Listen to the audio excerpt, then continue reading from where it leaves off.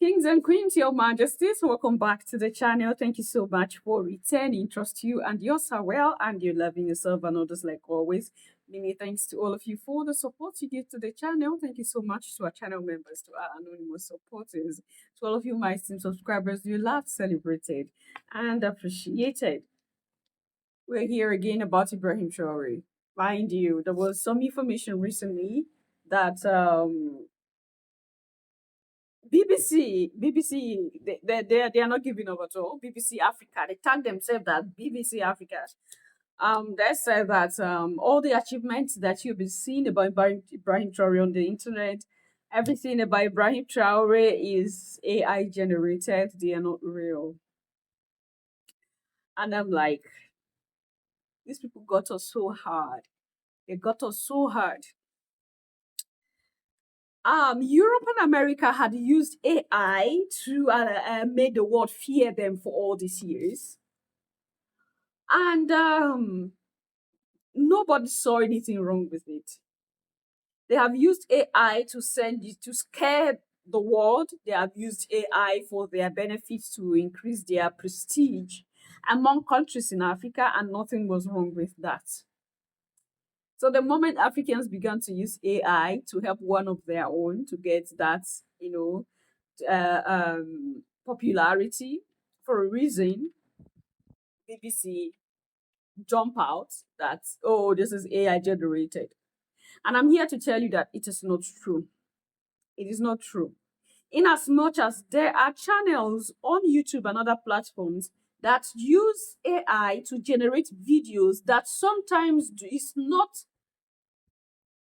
videos that did not actually happen. We see them. Most of you send me informations. I go through them. I'm like, okay, this is not true. Okay? The information that I go through and say, okay, there are iota of truth in this, or this really happened, even though there are other things around it that, okay, there might be exaggerating, but it did happen. Those are the information that I bring up. Okay? Prior to this time, BBC saying this thing, we had these deliberations already. I have had this deliberation with some other people. I'm like, there are people saying these things are just AI, they are fabricated. And we're just talking to ourselves and, oh, don't mind them. They can go to any length just to debunk and then try to see that. You see, Ibrahim Traore began to get popularity. You see, the power of internet is so powerful. Ibrahim Traore began to get, that's power that they fear. And they are aware that the way this guy is becoming so popular, if anything happens to him, it will not be well with us. It's all thanks to internet that the whole of Africa got to know the plans that Europe and America had, all thanks to the internet. So you want to tell me that Michael Langley's act was also AI fabricated or AI origin? What have you? Where the word is going out of my mouth? You want to tell me that all the achievements that we are seeing with our eyes in Ouagadougou are also AI? Is it AI that came and put blocks together? Is it AI that came and developed the electric cars? Itohan Sahel? Is it AI? So these are questions you begin to. Is it AI that is you put in AI? Are you getting this? Like I said, do not get it twisted. There are people that do this sometimes for their own selfish interest. But it's not all of them. It's not over 70-80% of everything you see are true. Most of the times, AI is used to generate language. Why? Because there is a little bit of language barrier. Most of the things that Ibrahim say are in French, so you use AI to translate it to English for people to understand. And then here we are, they've held on to that, and they are saying that everything is AI generated and that they are not true. BBC, respect yourself. Africans are telling you to respect yourself, that you are not BBC Africa. You can't come and say you are BBC Africa, saying things for yourself and claiming that Africans are the ones that are saying it. I hope the message is passed. So I want to draw your mind to something again that is happening underneath, and if we are not careful, anyway, all thanks to all thanks to social media, I believe this is gonna go out there. It's gonna go out there to people it should go out to, and the information will be passed. Silent poisonous attack. Silent poisonous attack. This is the end source. This is what they do when they have tried everything. And Ibrahim Traore is at the verge of this at this point. Ibrahim Traore might be attacked this way. These are information coming from inside. And we were told to share this with you so that you share this message, so that it goes out. And let them know that we are aware that this is what they will resort to. When they have used women, they have used power, they have used force, they have used cunningness, they have used spies, they have used everything that they can use. And that is why we are saying that this information should go out there so that the world will see and hear. If anything happens to Ibrahim Traore, Africa would be hot. If anything happens to Ibrahim Traore, for those of you that came here, the video we talked about where the Pan-African was saying that he will be responsible for 5,000. Some of you were saying, why should you, even though we are not supporting what Europe is doing, why should you say you want to kill people? You are coming out ready to say you were going to kill people. Europe and America have been killing Africans. Nobody is saying anything, no. Europe and America have been taking out Africans. Nobody is saying anything. When Africans begin, nobody should talk. Anyway, let's check this. Traore is still on their radar. The agenda to have him either submit to their supervision or come to some sort of agreement with them is still in motion, because they have realized it wouldn't be possible to have mercenaries come into Burkina Faso and take him out like they've done elsewhere, because of the human shield and the vigilance of the Burkinabe people, coupled with the extra military forces from Russia and Venezuela. Ladies and gentlemen, it has so far proven to be effective, and so they've resorted to obscure and very tricky but effective assassination attacks and tactics, which has taken the lives of many great men in other parts of the world without the knowledge of how it was executed. Recent times, a man by name Viktor Yushchenko of Ukraine in 2004 organized a mass protest against electoral fraud in Ukraine at the time, and it was successful.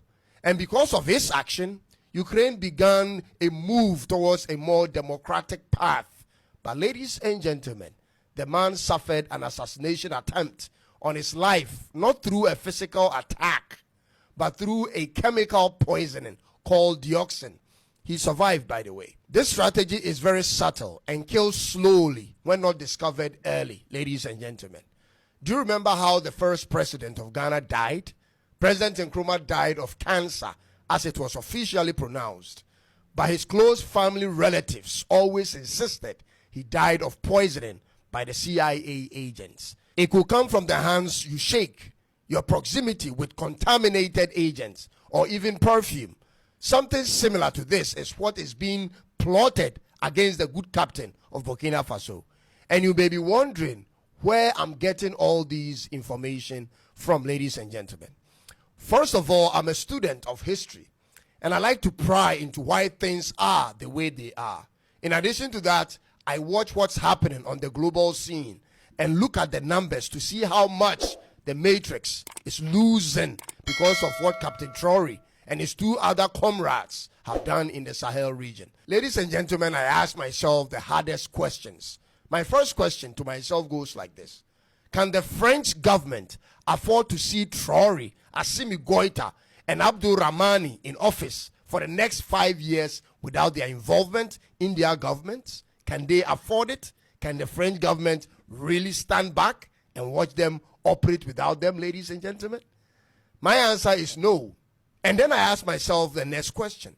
Can the French government afford to let these military leaders gain legitimacy by way of the association with rival countries of the West? Rival countries like Russia, Venezuela, Cuba, China, and North Korea? My answer is still no. And then I ask myself the third, but the final and the most important question. Can the French government watch on as these three Sahel leaders spark up a new sense of belief and hope of total liberation for the rest of Francophone African countries? Ladies and gentlemen, the answer again is in the negative. Therefore, I ask myself this. What will the French government do to shut down this or to mitigate the damages and at the same time send a strong message to the rest of their previous colonies in Africa? Ladies and gentlemen, the answer is pretty straightforward, very simple. They will use people who claim to be freedom fighters to speak into the ears of Traore without the knowledge of his security. This is what I'm saying, and take me seriously. Captain Traore has to be very wary, careful of the so-called freedom fighters in other parts of Africa who are nothing but wolves in sheepskin. I'm referring to popular African freedom fighters who travel from one African country to the other pretending to be preaching Pan-Africanism in support of everything Pan-Africanism is, but are secretly in association with white imperialist organizations. And I'm also referring to African Americans who comes off as Pan-Africanists and love Africa and want to relocate here and do business here, but are actually agents of the Matrix. Ladies and gentlemen, the security of Traore is as important as the country Burkina Faso itself.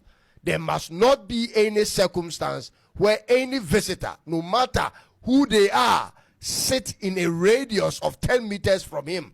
Do you see how Putin meets his own appointees in the Kremlin? He sits far from them, and that is because of his awareness as a former KGB agent of what a traitor can do. Your Majesties, a lot of information there. I hope that we picked one or two. This is a very critical moment for the country, for the continent as a whole. And recently again, the same BBC themselves, I told you they are using everything, and when everything, of course, everything is not going to work, and they will resort to this.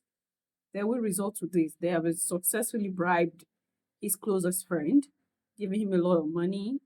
They bribed many people around him, gave them money to take him out.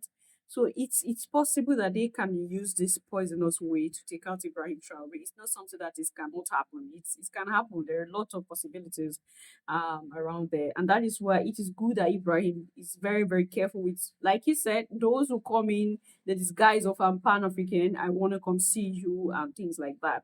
Recently when what's his name? What's his name? When Wode Maya traveled to Burkina Faso, it was difficult for Wode Maya to get through to Ibrahim Traore, which he finally did. But it was so difficult at first. And I'm like, you can't blame Ibrahim Traore. He had to be very careful of course, situations like this. And I'm happy he is learning a lot from Putin.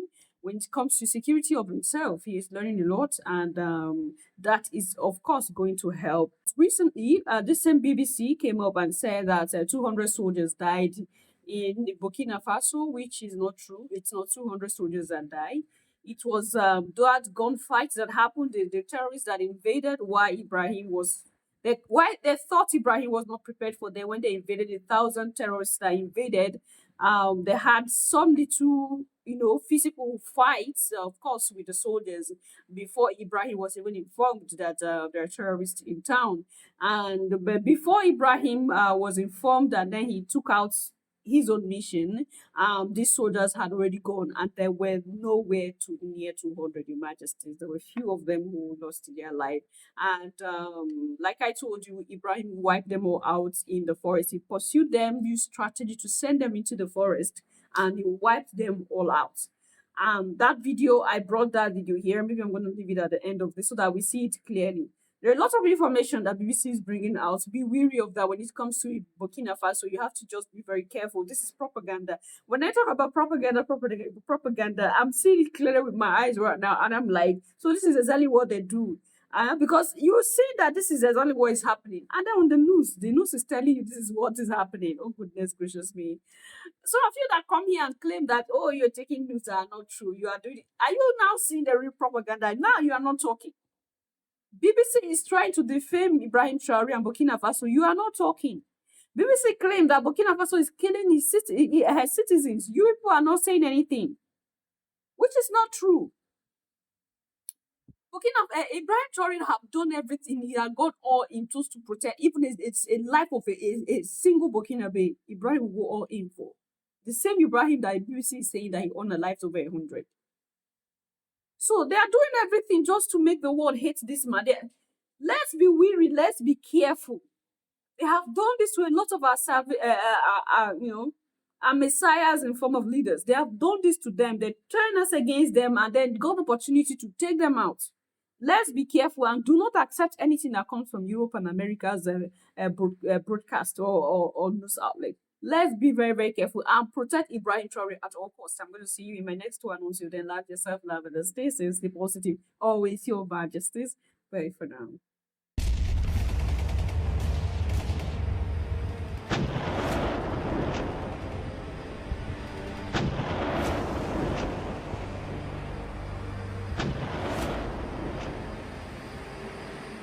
Drogués à mort, ils avancent sous les roquettes droit sur Jiao Jiao, ce quartier périphérique de Djibo.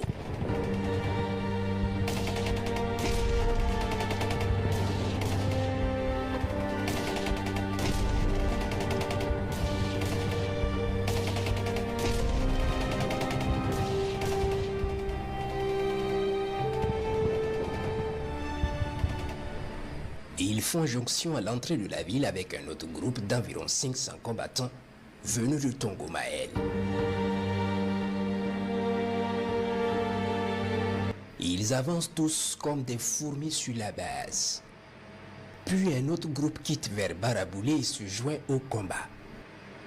Les vecteurs de surveillance de la base les observent avancer puis engagent le combat à un moment donné.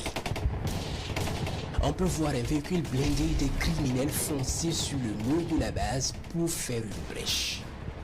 Les vaillantes forces tiennent les autres en respect par un feu nourri.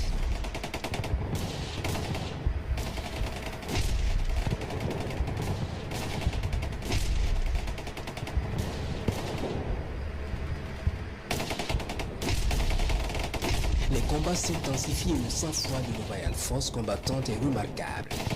Il est 15 heures de quart environ.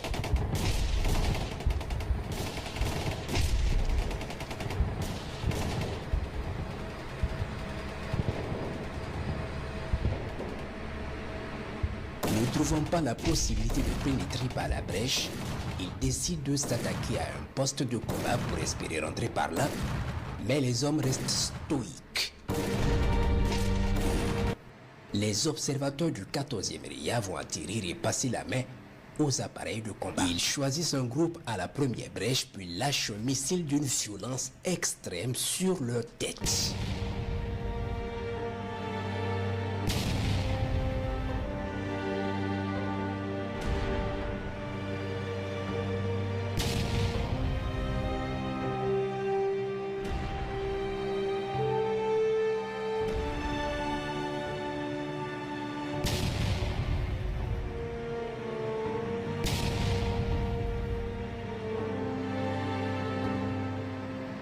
Puis un autre groupe au niveau de la deuxième brèche est verrouillé et frappé.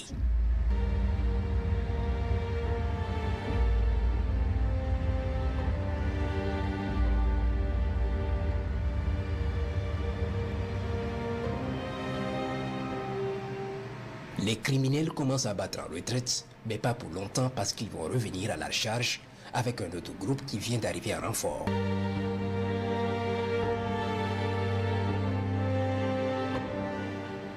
Ce groupe évite de s'approcher du mur, voyant brûler leurs camarades dans un feu d'enfer.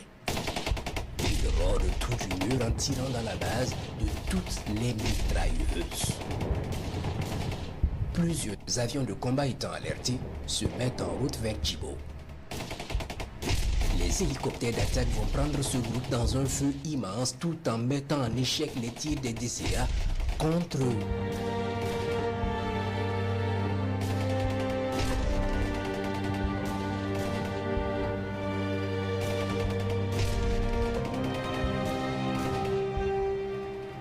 Ils Ils finissent par commencer à fuir en prenant plusieurs directions.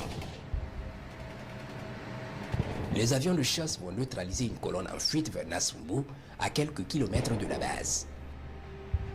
À 18 h, les vecteurs aériens sillonnent la base. Elle est intacte. Nos vaillants combattants sont en mouvement à l'intérieur et se reconstituent après le combat.